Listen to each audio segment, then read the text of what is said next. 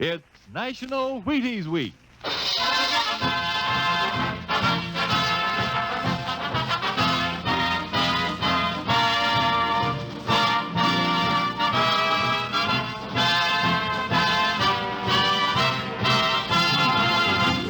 Yes, it's National Wheaties Week, and Wheaties presents Dimension X. Transcribed on stage tonight, Dimension X, another in the Wheaties big parade of exciting half-hour presentations. It's National Wheaties Week. And here's the forecast for tomorrow morning. Bright and cheerful with occasional smiles, followed by a good morning all morning long. You think I'm kidding? No, sir. You can have a better morning around your house tomorrow if you start it off with a good breakfast, including, I hope, a bowl of Wheaties with milk and fruit. Nourishment? Say, Wheaties have it to give. To you, right here in National Wheaties Week.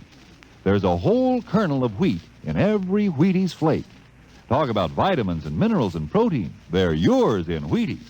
All you have to do is get them, those Wheaties, at your nearest store. Get them and try them once this week. For me. For you. Try them once and see for yourself how Wheaties at 7 can help at 11. Ready? Let's go. It's National Wheaties Week.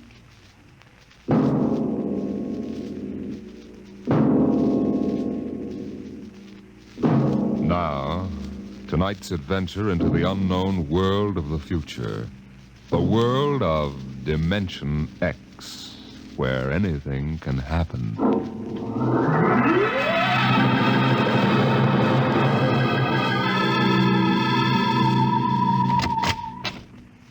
You are Mr. Sid Ryan? The same.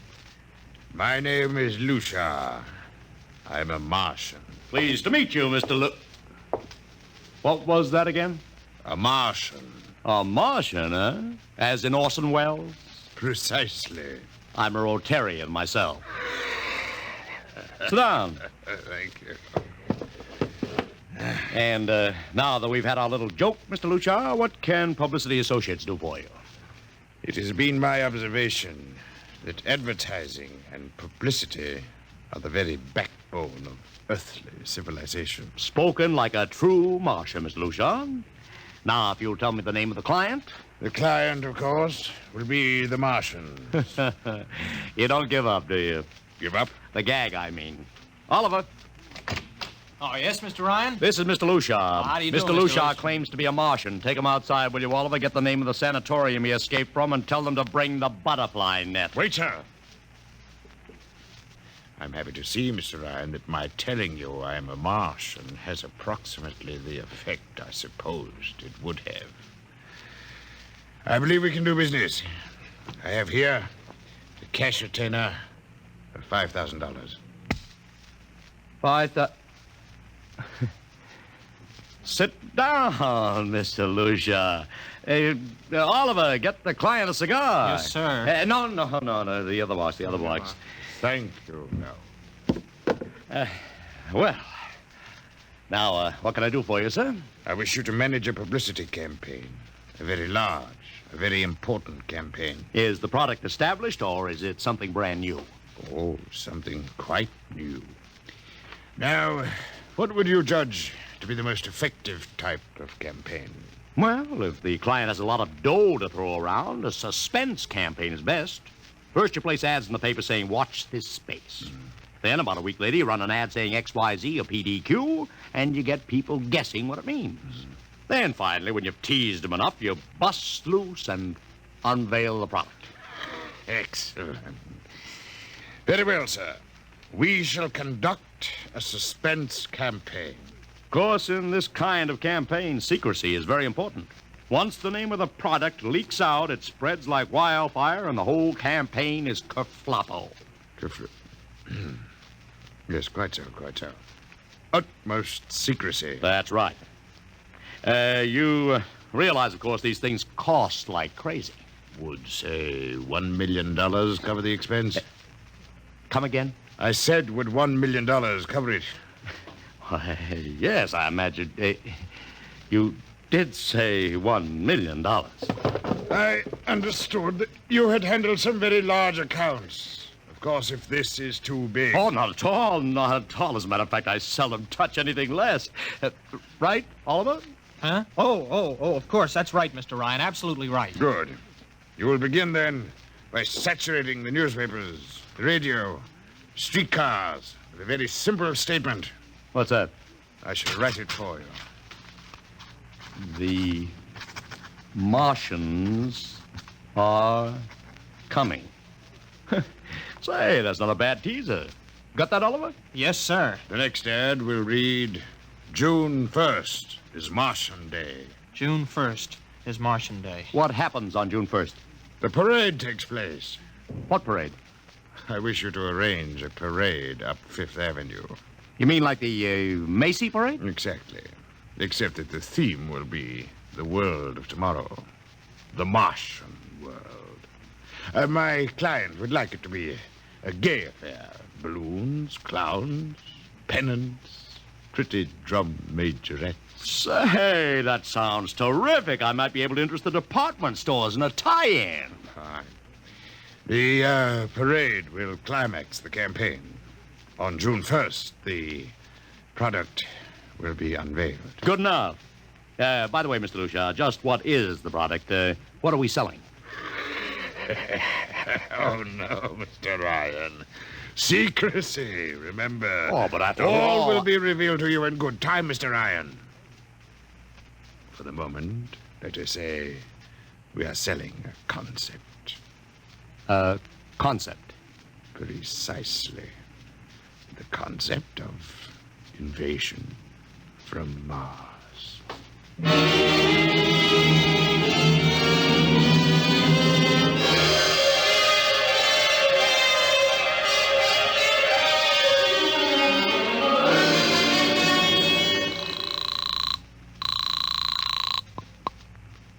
Benny Marcus, please.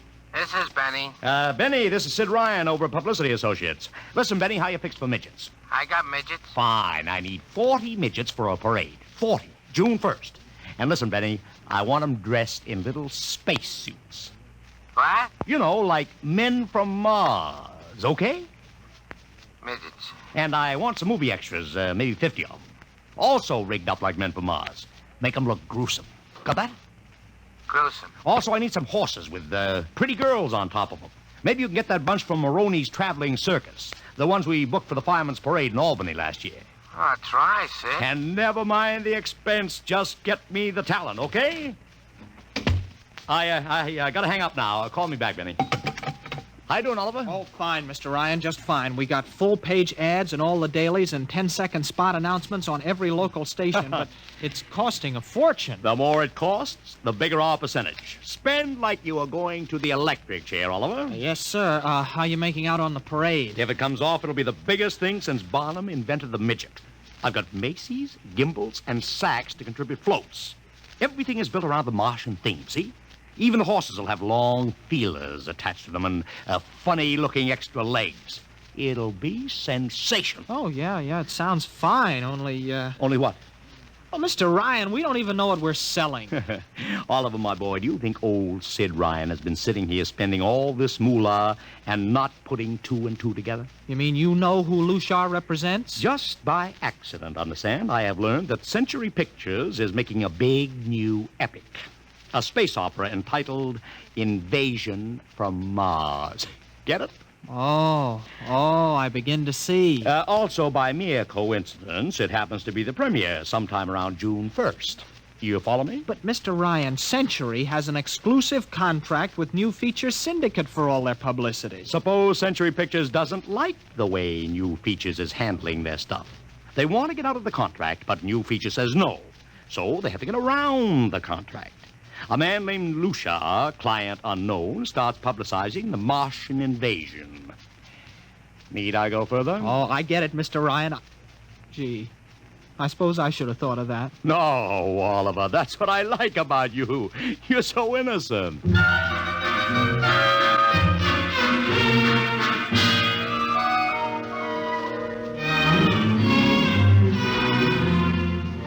Let me talk to Commissioner Patrick, please. Sid Ryan. Hello? Commish, Sid Ryan. Oh, it's you. Well, what is it this time? If if you want to drop a man off the Empire State Building into a teacup full of water, the answer is no.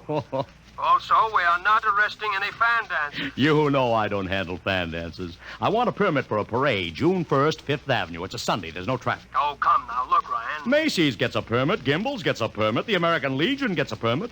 The Sons of Erin march every time Morton Downey sings The Wearing of the Green. Don't give me a hard time, Patrick. This is too big. Come on I have now. the Fifth Avenue Merchants Association behind me. Okay, Ryan. Fill out the forms. I'll pass them along to the license commissioner. That's my boy. Oh, by the way, what's the occasion? Oh, don't you read the papers, Patrick? June 1st is Martian Day.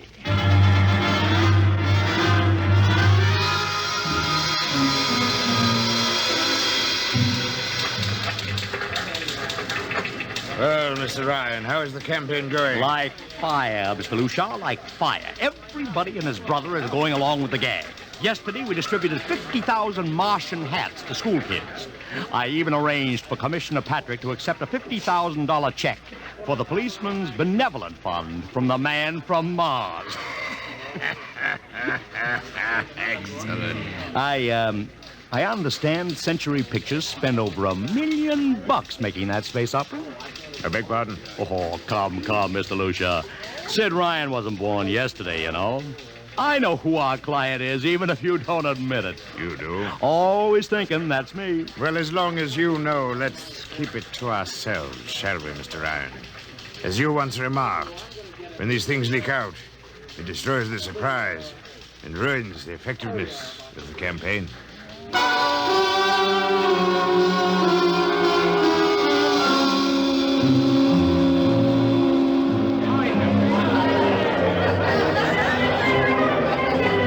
Ladies and gentlemen, this is Ron Heinlein speaking to you from our portable transmitter atop the reviewing stand for the much-heralded Martian Parade on Fifth Avenue. It's a beautiful sunlit day here in New York. A perfect day for a parade. And the streets are packed with thousands of spectators, all eager to find out what this is all about. There's an air of shrill expectancy. Helen, over here! Okay, tell them all right. I've just had word from Sol Brown up at Central Park Mall that the Martians have landed from big pink balloons. And while we're waiting here for the arrival of the parade, we brought some people up to our microphone to tell you their reactions to this spectacular affair. What's your name, madam? Miss Ada Shackley. A little louder, please. Miss Ada Shackley. And where are you from, Mrs. Shackley?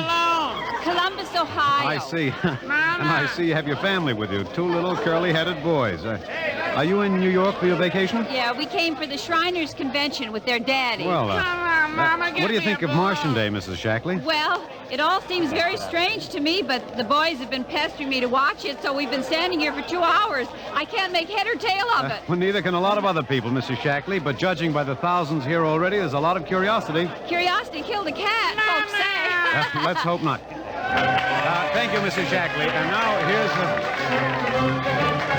Here they come, ladies and gentlemen. The first units of the big Martian parade swinging down Fifth Avenue. With fanfare, colored streamers, music, confetti, floats, all the trappings of a Mardi Gras. Let's listen to the band for a minute.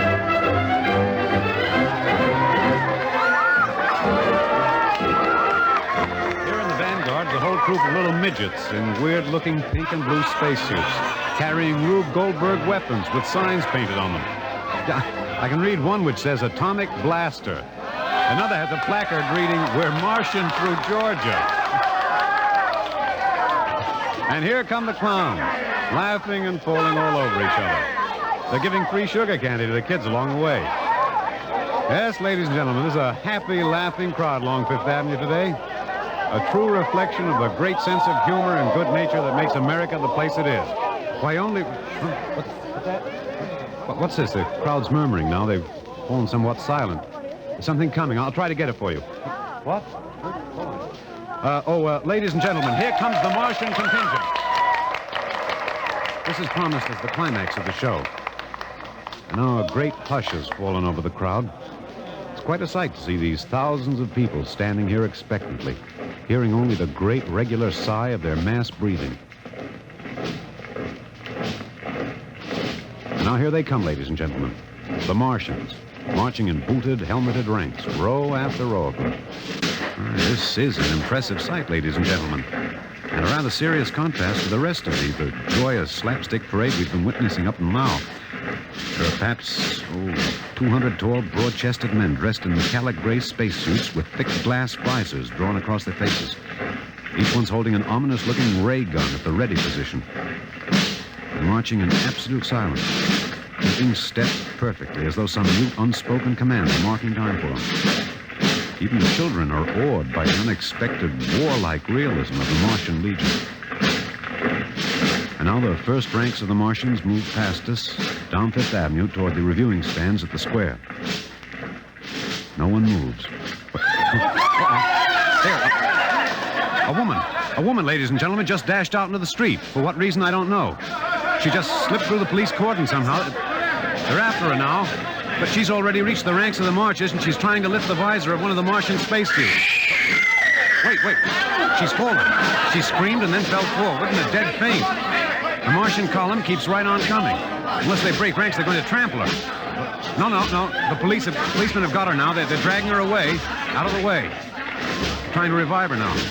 What is that? All sorts of rumors have begun filtering back through the crowd. Some are even whispering that the woman's dead.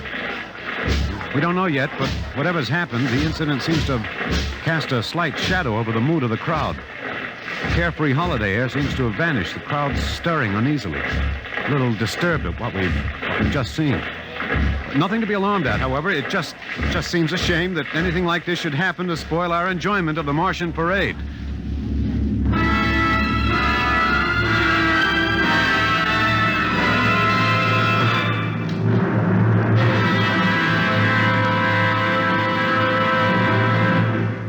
Dimension X will continue in just a moment.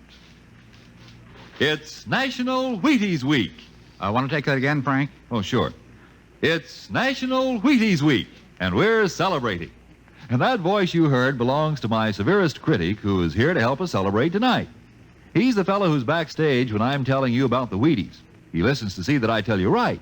Wheaties' best friend, next to me, Blaine Butcher. I think you took that introduction a little fast, Frank. Now suppose... You see what I mean, folks? Seriously, Blaine, you say the Wheaties words once. Okay. All I'll say is this. Those of us who tell the Wheaties story believe what we say. And during National Wheaties Week, the good word is this. Get a package of Wheaties and try them just once. I'll be right behind you in line at your grocer's, between you and Frank Martin. Okay? Do that now. Try Wheaties. It's National Wheaties Week.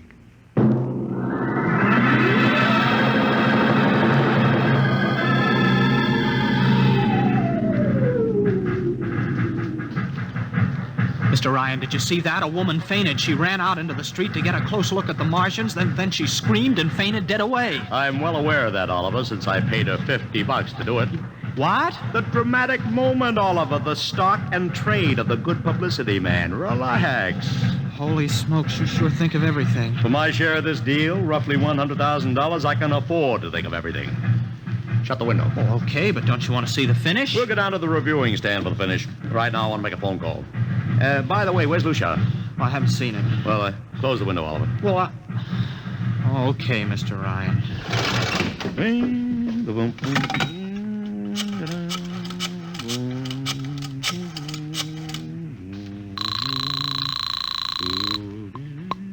Marcus Talent Agency. Benny, this is Sid Ryan. Oh, say, listen, Sid, I was going to call you. I'm awful sorry about those Martians. What do you mean, sorry? They're terrific. No, don't joke, Sid. I mean it. Well, I mean it, too. They're great. Are you in a bag? Never felt better. You mean it, don't you? Of course I mean it. What is this? There are Martians in the parade? About 150. Of course, I only ordered 50, Sid. but under the circumstance... Sid. What is it? Sid, don't you know I couldn't get you a single movie extra? There's a studio strike in New York. Huh? Wait a minute.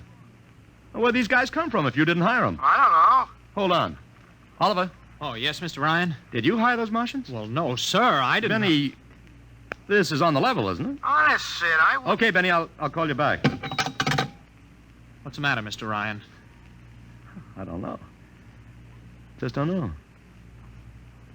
Wonder if Lucia hired him. What's Century Pictures number? Tremaine 4, 1000. Tremaine 4, 1.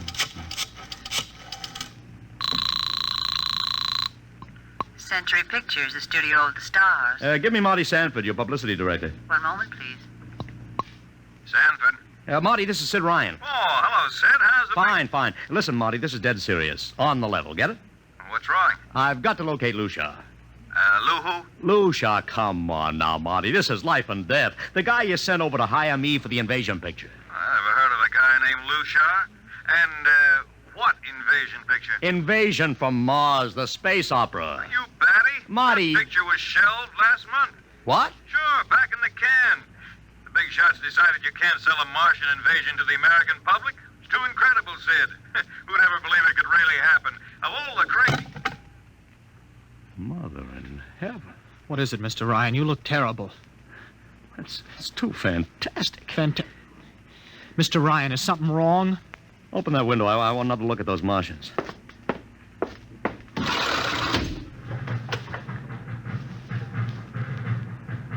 Look at them. Oliver, you were in the Army. Could 150 movie extras learn to march like that in, say, 24 hours? No. Not in 24 days, Mr. Ryan. Not a second's hesitation. Not one out of step. Look at the way they carry those ray guns at the ready. The only other time I've seen troops march like that was on a film of the Nazi SS troops marching through the streets of Paris. Mr. Ryan. Oliver, get down there. Find that woman who painted. Her name's Gloria Montez. Get her up here. Make it fast.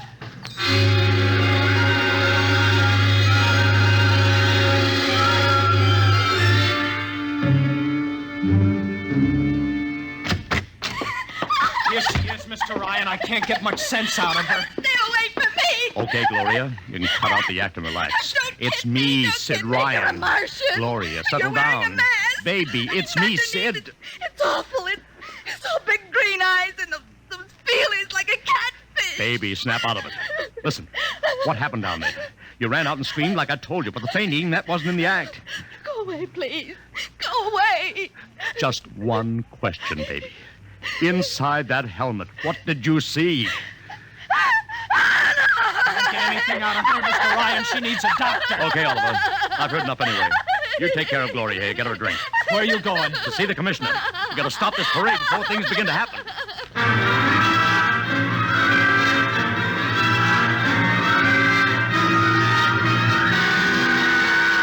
Okay, Ryan, what's the beef? Listen, Patrick, I don't know what it is, see, but something's wrong. You've got to stop that parade. I suppose you'd like the riot squad. That would get you a front-page spread on every paper in town. Now, look, Ryan, I've got no time for your cheap publicity gags. I'm a busy man. Listen, I'm trying to tell you I don't know where those Martians came from, who they are, anything about them. Oh, Ryan, I'm wise to your tricks. Now, if you let the sergeant show you out... You won't do it, huh?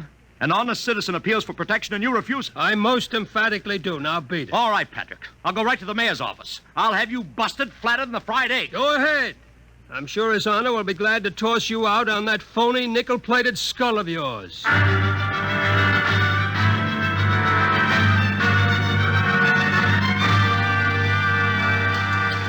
You heard me, Ryan. You can't see the mayor. Adolf, please. This isn't a gag. I don't want publicity. All I want to do is maybe prevent something horrible from happening. In case you don't know it, wise guy, something horrible's already happening. A couple of hundred little kids are in the hospital with ptomaine poisoning from that phony Martian candy you passed out. What? Or didn't you know? I didn't. We've got to stop that parade. Sure, you'd like nothing better than start a panic now. Maybe a few hundred people get trampled to death. Think of the newspaper space. That'd get you and your phony product. I won't stand for this, Adolf. This may be a matter of life and death. Don't get out of here quick. It'll be your death. Go on, beat it. Get out. You and your publicity stunts make me sick to my stomach.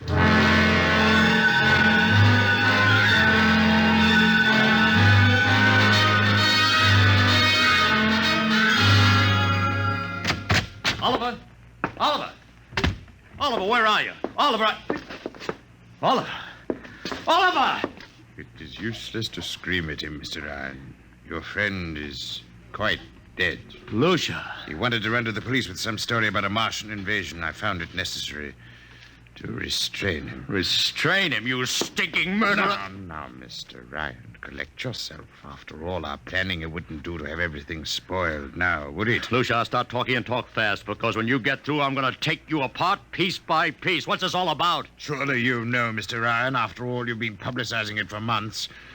You see, before colonizing your planet, the Martian government sent some of us as scouts in advance, disguised as Earthmen, of course, to study your habits, your weaknesses. We found that the people on Earth are predominantly conditioned by advertising and publicity. And so we conceived the idea of treating our entire invasion as a vast publicity stunt. Clever, yes?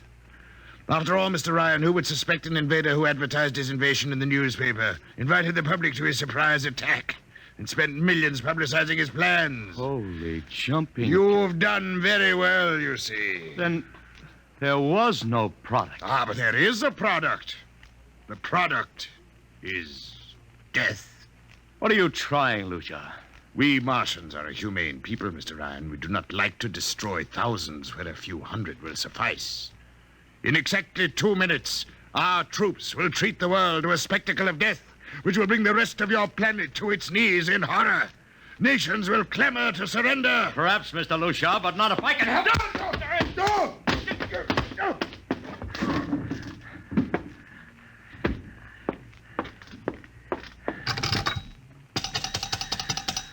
Yes, please? Operator, this is Mr. Ryan. Get me the field telephone on the reviewing stand of the Martian Day Parade. Hurry. Anyone in particular? Just hurry. Reviewing stand. Hello? Get me Commissioner Patrick. Hello? Hello. You have to talk louder. I want Commissioner Patrick. Patrick! Wait a minute. Things are quieting down. Hey, wait a minute. What was that you wanted? This is Ryan. I have to talk to the commissioner. It's a matter of life and death. Oh, you can't talk to him now. The chief Martian is presenting the PBA check to him. The Martians are going to fire a salute. Listen, you gotta stop him. What? Stop him! I'm sorry, Mr. Ryan. I can't hear You idiot! The works is going!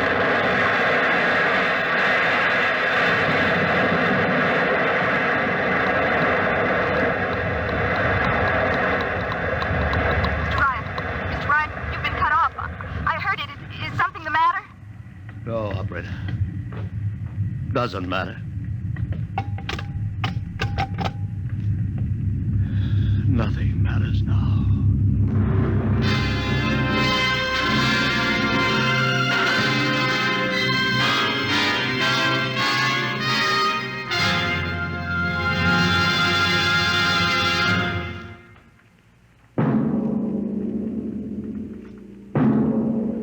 Tonight, Dimension X has transcribed The Parade, an original radio drama written by George Lefferts.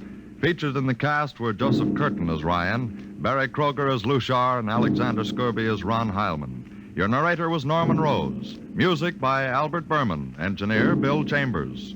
Dimension X is produced by Van Woodward and directed by Edward King. In a moment, we'll tell you about next week's show. And now, here is your Wheaties man, Frank Martin. It's National Wheaties Week. Have you had 'em today? Had your Wheaties? It's National Wheaties Week, the time of the year to buy Wheaties and try 'em at least once, for goodness sake. Because once you sit down to a bowl of Wheaties with milk and the fruit of your choice, I don't worry about you. Nope, I know there's a whole kernel of wheat in every Wheaties flake, and that's good. Besides, I know that starting a better breakfast with Wheaties can help you feel better, look better, and work better all morning. But honest now, you have to do your part before Wheaties can do theirs. Sure, buy Wheaties. That's what you have to do. That's what I have to do. Buy 'em and see how Wheaties at 7 can help at 11. And a happy National Wheaties Week to you.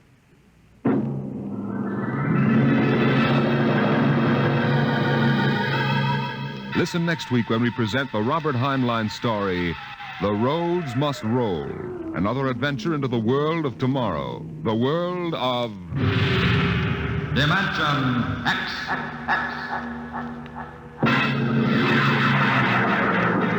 And this is the Wheaties man, Frank Martin, inviting you to listen Saturday, that's tomorrow night, to Joel McRae in Tales of the Texas Rangers on the Wheaties Big Parade. See you then. And remember, it's National Wheaties Week. Swing your partners right and left. It's National Wheaties Week. Come on, everybody, to the Wheaties party. Eat a lot of Wheaties like the champions do. Dance together, cheek to cheek. This is National Wheaties Week. Eat a lot of Wheaties like the champions do. Wheaties, a breakfast of champions.